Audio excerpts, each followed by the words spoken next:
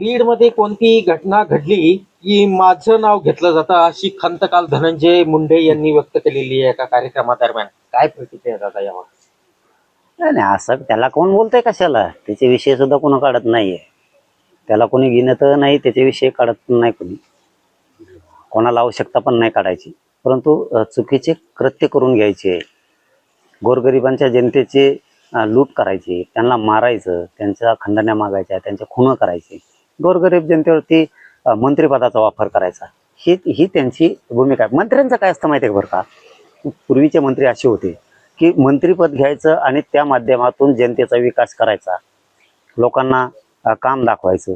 हे मंत्रिपद एवढ्यासाठी घेतात की त्यांची गुंडगिरी चालली पाहिजे. जे पोरं त्यांची गुंडगिरी करते त्यांच्यावर गुन्हे दाखल नाही झाले पाहिजे, केसेस नाही झाल्या पाहिजेत, ते मोकाट फिरले पाहिजेत गुंडवृत्तीचे लोक. याच्यासाठी ती मंत्रिपद घेत आहेत. आता पट्टी वडगावला खून झाला, त्याचे जवळचे कार्यकर्ते आहेत, त्याचे सगळे कार्यकर्ते आहेत आणि तो अटक होऊ देत नाहीये तिथल्या लोकांना. हे ते कुटुंबाचं सुद्धा म्हणणं आहे. तिथला पी आहे तो काय दाखवतो की ही अपघात आहे, खून नाही.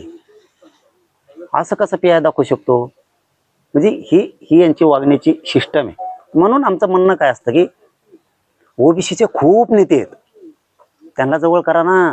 फडणवीस साहेबांनी, अजितदादाचा पक्ष खून करावं म्हणून मंत्रिपद देणार आहे का? आणि राज्यातले मराठी मग तुम्हाला सोडणार आहेत का? अजितदादाच्या राष्ट्रवादीला राज्यातले मराठी सोडणार आहेत का?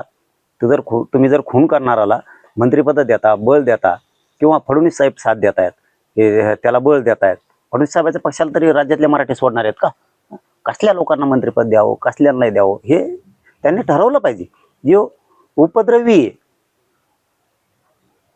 विकृत वागतो, माणसात माणूस ठेवला नाही, गोरगरिबांचे खून करून टाकायचे आणि त्यांचे गुन्हे पण दाखल नाही होऊ द्यायचे, अशा माणसाला तुम्ही मंत्रिपद देणार का? तो नाव कोण घेतय बळच? तू अस्वस्थ वय नाही तर तू काही वय, तू नाव घ्यायचं काय पडलंय कोणाला तिकडच पड ना कुठं बी. तो याशी काही गुतलंच नाही कोणाचं. वागणुकीत तो ह्या बदल कर, तो वागणुकीत बदल. ज्या मराठ्याने तुम्हाला मोठं केलं ना तेच मराठी तुम्ही मारायला लागलात. ह्याच मराठ्याने तुम्हाला मतदान केलंय त्याच मराठ्यांना मारायला लागलात का?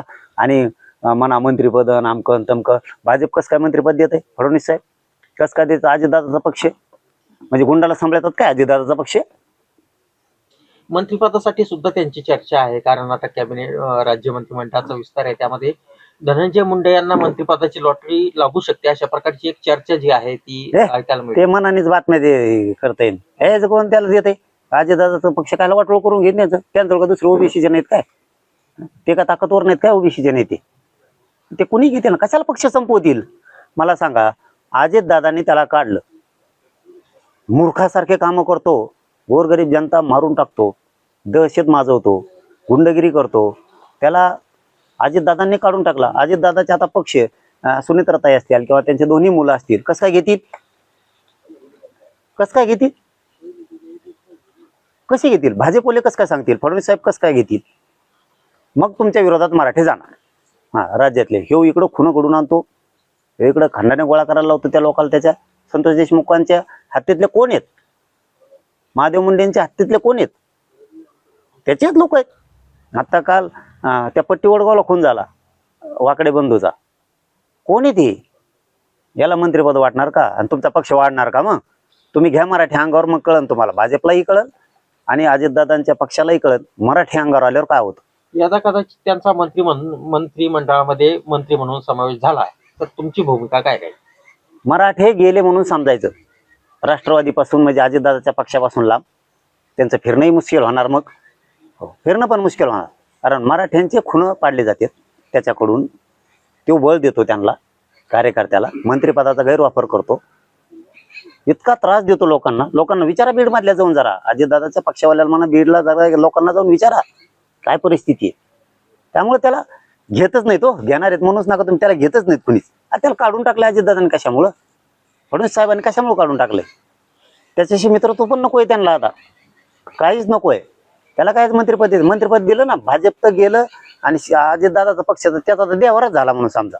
वाढवा म्हणा त्याला एकट्याकडून, त्याच्याकडूनच वाढवा मग तुम्ही राष्ट्रवादी पक्ष. यदा कदाचित मंत्री म्हणून त्यांचा समावेश झालाच तर तुमची भूमिका, याचे परिणाम कोणाला भोगावे लागतील? भाजप, शिवसेना की राष्ट्रवादी अजित पवार? दोघांना पण, अजितदादांच्या पक्षाला पण आणि फडणवीस साहेबांच्या पक्षाला पण 100% भोगावे लागणार. मराठी बाजू सरकणार. कारण तुम्हाला खूप ओबीसीचे नेते त्यांना करू शकतात जो खुणं पाडतो, पोरांचे मुर्दे पाडतो आणि त्यांच्या पाठीशी उभा राहतो खून करणाऱ्यांच्या.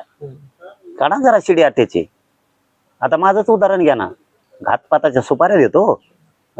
काय झालं, तो खानदानी जातवान आहेस ना, वागायचं नाही एका बापाच्या अवलादीसारखं. तू म्हणला होता ना SIT साठी त्याच्यासाठी अर्ज द्यायचा आहे, नार्कोटिक्ससाठी, का नाही दिला? तू का नाही दिला? ते दे ना, हो दे ना. काय व्हायचं ती? ही रिअल परिस्थिती आहे. त्याचा नासक्यापणा सगळ्या समाजाच्या मुळावर आला त्यांच्या. अहो, गोपीनाथ मुंडे साहेब होते त्या टायमाला मराठ्यांचं आणि वंजारी जातीचं इतकं चांगलं होतं, प्रचंड चांगलं होतं. हे घाण आल्यापासून यांनी त्याला अफाडत्या टोळ्या गुंडाच्या त्याच्या बनवल्या आणि गुन्ह्या गोविंदाने नांदणारे वंजारी आणि मराठी यांच्यात दरी निर्माण केली यांनी. याच्यामुळं आमचे लोक त्यांच्या जातीवर प्रेम सुद्धा करेनात, माया सुद्धा करेनात, फक्त याच्यामुळं. गोपीनाथ मुंडे साहेब होते त्या काळात असं नव्हतं. मग हे आल्यावरच कसं काय झालं? यांनी मराठ्यांकडून निवडून मराठ्यांचंच वाटोळं केलं. त्याला पक्ष राष्ट्रवादी जवळ घेणार, म्हणजे राष्ट्रवादीला सुईचं जवळ देणार आहे तो. तुमच्याकडे का दुसरे नाहीत काय ओबीसीचे?